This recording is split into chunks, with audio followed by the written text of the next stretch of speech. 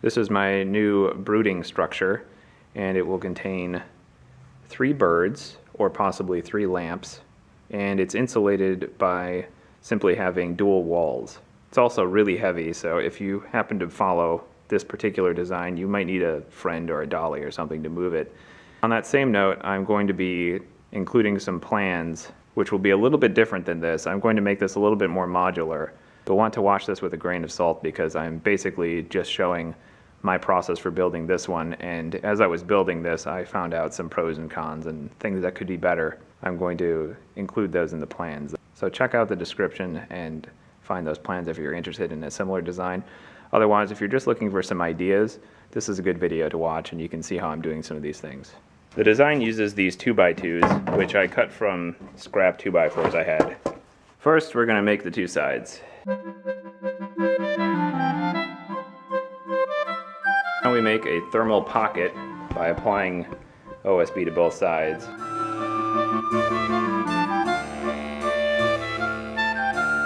Next we put the back on, and it's going to be about every 2 feet.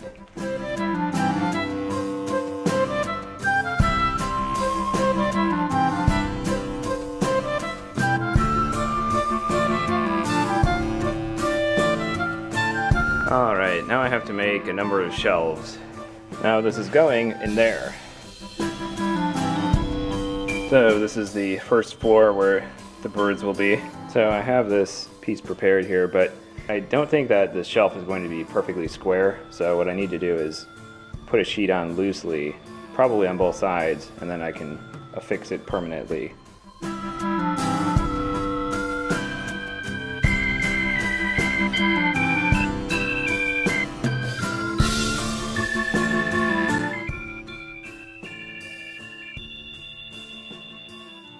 I've discovered a lot of improvements as I work through this project. I wasn't even going to make this top bay another brooding bay. It was going to be a shelf for different supplies that I wouldn't want to freeze necessarily. It can still be used as a shelf, is what I realized, but I might as well also make it work as another brooding chamber. I'll have a bird or 2 there, bird or 2 there, bird or 2 there, and they'll all have their nests and all that stuff. The next step is making the doors.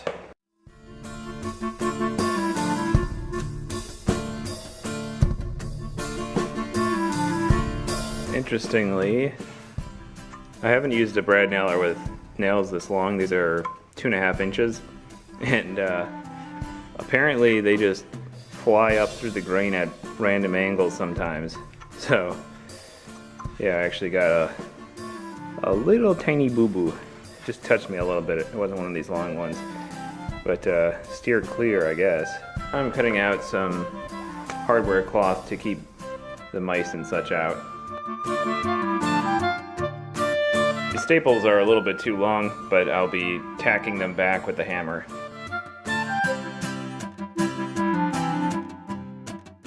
There we go. Now I just need to get some hinges on here, adding a bit of padding to raise the hinges.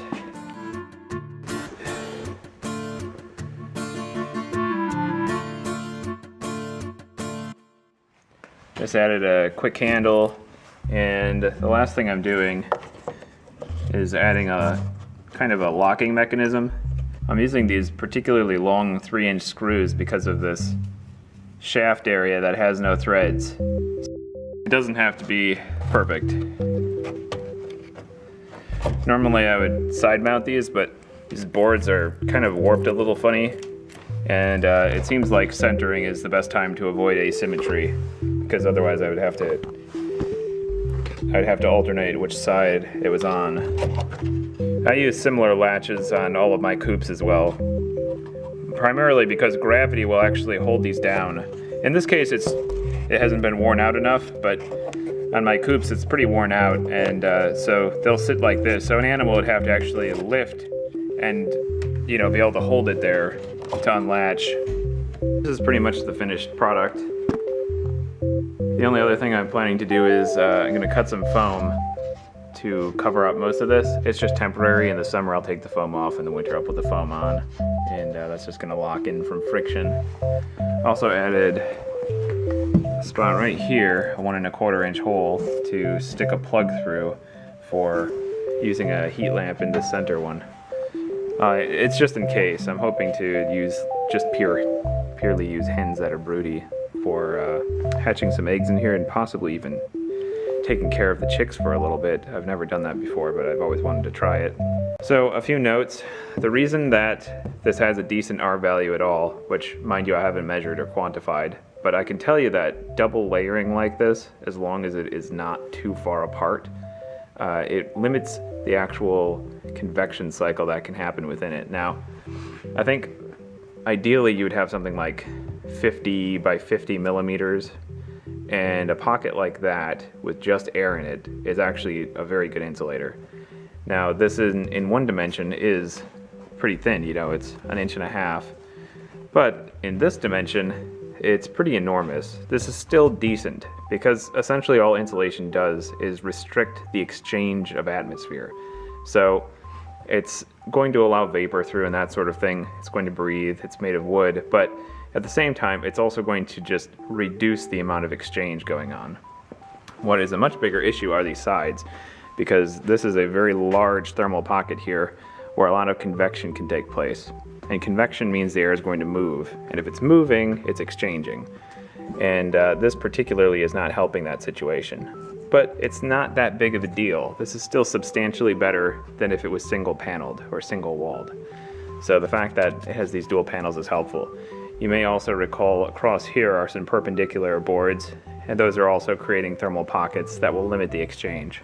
It occurred to me that some people may not understand why limiting air exchange actually acts as an insulator. It's because air is a catalyst for thermal exchange. It has a thermal capacity. Molecularly, even as a gas, despite the spacing of the molecules, it can still hold thermal energy. It can still contain it. Those molecules are still wiggling around. And at the same time, what is an even bigger issue is humidity within the air, or vapor, which is something that can hold more thermal energy. So that is the reason fans cool you off. That's why fans are used for computers, for cooling them off.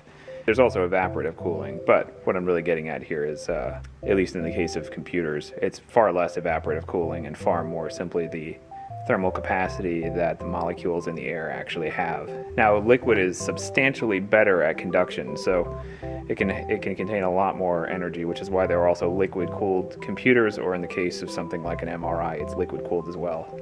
And on the same note, what we're doing here is just limiting the amount of exchange. Now, I'm actually causing a bit of a convection cycle with this two-sided design here. The intention is that some of the air can create a cycle and exchange because of the disparity between these 2 points. Now, in terms of your house, you actually want some air exchange. Not necessarily. Greenhouses, for example, require very little auxiliary heating and cooling, but at the cost of limited air exchange, which means they need forced mechanical ventilation. Otherwise, you would probably suffocate. So basically, limiting air exchange is two-sided. Now, houses tend to be leaky incidentally, but they're also leaky somewhat intentionally. You may have seen my well house videos, and that actually requires zero auxiliary heating or cooling. It's about 50 degrees all year. And the way I did that was with a wall that's about 1 foot thick using dual sets of studs, as well as filling it with cellulose insulation. And the other reason is because of the water that's being pumped up through the well and going through filtration. Those are each thermal containers, which are equalizing the amount of thermal energy. In the winter, they're bringing warm water from the earth, about 50 to 55 degrees Fahrenheit. And in the summer, they're bringing cool water from the earth, 50 to 55 degrees Fahrenheit. And in both instances, they tend to equalize the amount of thermal energy within the building. It's the same mechanism used for hydrothermal cooling and heating. The exact same strategy. And in the case of some heat pumps, high-efficiency heat pump systems, which also leverage the same phenomenon, because the center of the earth is warm, relatively speaking. Even in Antarctica or something, you're still going to get around the same range of thermal temperature in the earth. So how well do these insulated cabinets work? With these cloths I put over them, which are sort of like pillowcase covers over these grates. The bottom one still froze at about 10 degrees Fahrenheit. This one did not freeze, even at that temperature, So the energy from this bottom one must just be going up to this one above it. I could rectify all of this with heat lamps. The lamps that are in there are just compact fluorescents, and I'm just trying to break their molting cycle and get them to start laying again. That's the only reason for that. I'm also hoping to induce some broodiness by sticking some eggs in here. And of course, if these were insulated with foam or something along those lines, foam, fiberglass, cellulose, that could also increase the efficiency. But I wanted it to be able to breathe really well, and that's the reason I didn't stick any of that stuff in it.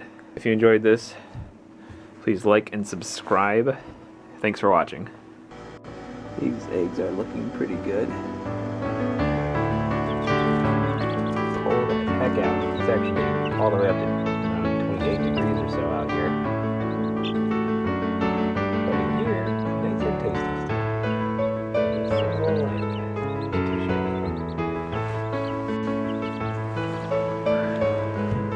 This water is not entirely frozen, just a little bit frozen. There's the pile of eggs that they aren't entirely interested in. Looks like they wasted a ton of food. That's annoying.